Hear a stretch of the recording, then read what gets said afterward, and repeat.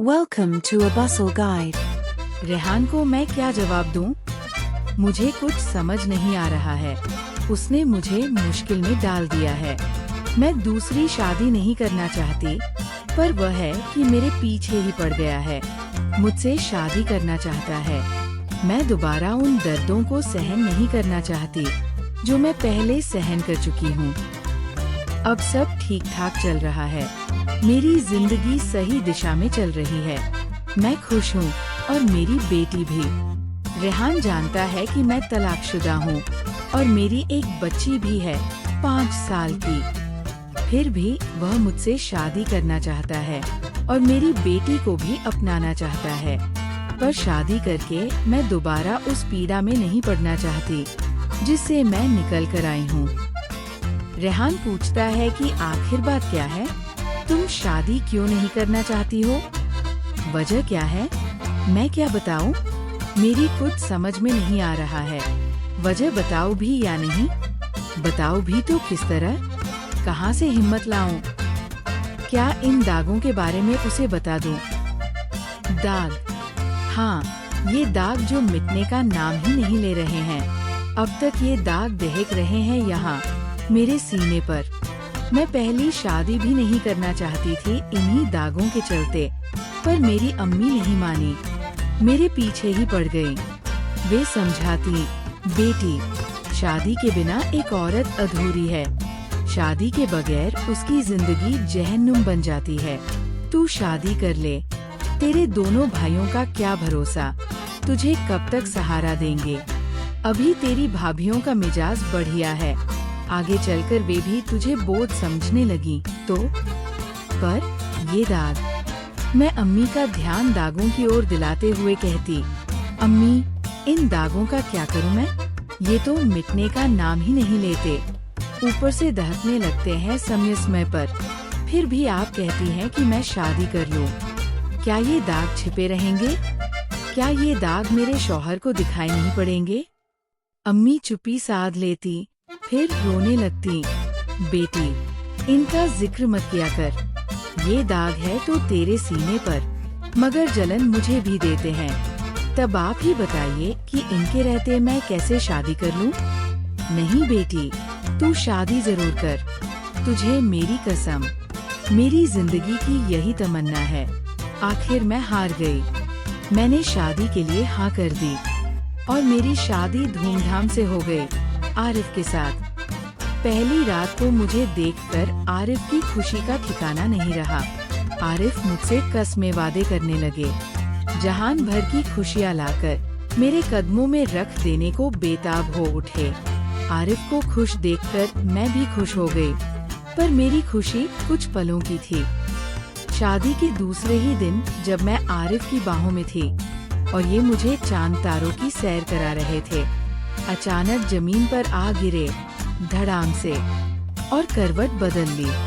मुझे कसम साहट हुई। क्या बात हुई? क्यों हट गए? मैंने आरिफ को अपनी बाहों में भरना चाहा तो आरिफ ने झिड़क दिया और दूर जा बैठे। क्या बात है? आप नाराज क्यों हो गए? ये दाग कैसे हैं? ओह, मुझे होश आया। मेरी नजर मेरे सीने पर गई।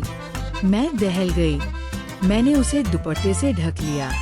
कैसे है ये दाग? बहुत खराब लग रहे हैं। सारा मूड चौपट कर दिया। किस तरह के हैं ये दाग? मैं आरिफ को अपने आगोश में लेते हुए बोली, ये दाग चाय के हैं। चाय के? जी, मैं जब छोटी थी, यही तकरीबन 5 साल की, मेरे सीने पर खौलती हुई चाय गिर गई थी।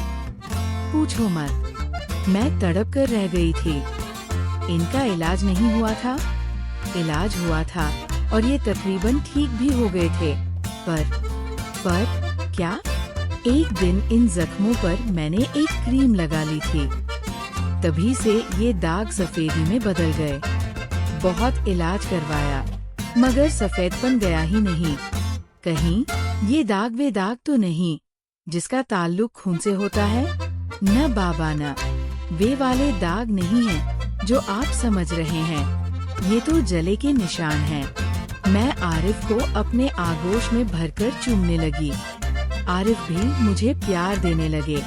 अभी कुछ देर ही हुई थी कि उनका हाथ मेरे सीने पर आ गया। देखकर उनका मूड फिर खराब हो गया। वे दूर हट गए। वे मुझसे दूर रहने लगे। मैं कोशिश करते करते हार गई। वे मेरे करीब नहीं आते। एक ही छत के नीचे हम दोनों अजनबियों की तरह रहने लगे। वे मुझसे नफरत तो नहीं करते थे, पर मोहब्बत भी नहीं। मुझे रुपए पैसे भी देते थे, पर प्यार नहीं। जब भी प्यार देने की कोशिश करती, दूर हट जाते। फिर सुबह मेरे हाथ से चाय भी नहीं लेते। चाय का नाम सुनकर उन्हें मेरे सीने के दाग याद आ जाते। मन उचाट हो जाता। इसी बीच मुझे एहसास हुआ कि मेरे अंदर कोई नन्हा वजूद पनप रहा है। मुझे खुशी हुई, पर आरिफ को नहीं। उन्होंने एक फैसला ले लिया था। वो था मुझे तलाक देने का। उन्होंने मेरी कोख में पनप रहे वजूद को तहस नहस करवाना चाहा।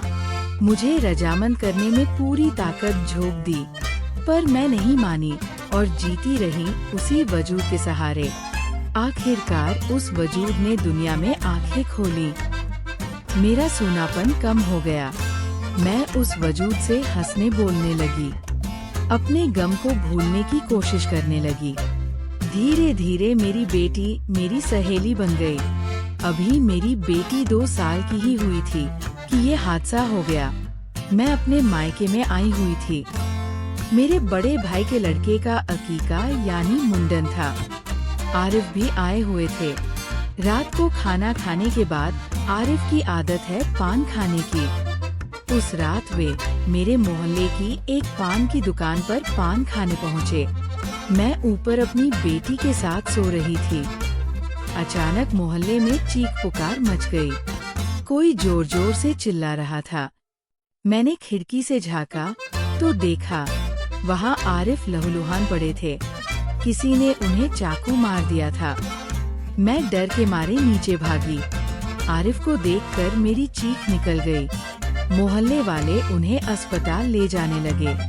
मैं भी उनके साथ गई। अस्पताल पहुंचने के बाद डॉक्टर ने बताया कि आरिफ की हालत गंभीर है। उन्होंने बहुत खून खो दिया था। डॉक्टर ने कहा कि जल्द से जल्द खून चाहिए। मैंने अपने खून का ग्रुप बताया। सौभाग्य से मेरा खून उनके काम आ गया।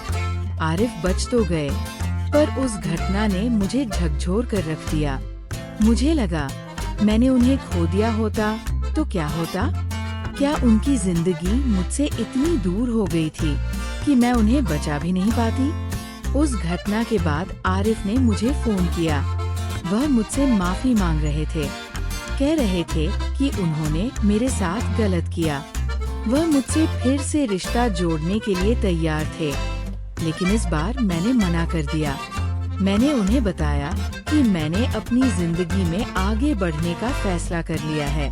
अब जब रेहान मेरे सामने है, मुझे नहीं पता कि क्या करना चाहिए। मैं अतीत से डरती हूँ।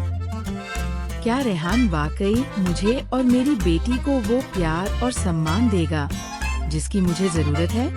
क्या मुझे अपने अतीत के जख्मों को भुलाकर फिर से नई शुरुआत करनी चाहिए? मेरा दिल और दिमाग दोनों उलझे हुए हैं। शायद वक्त ही इसका जवाब दे सके।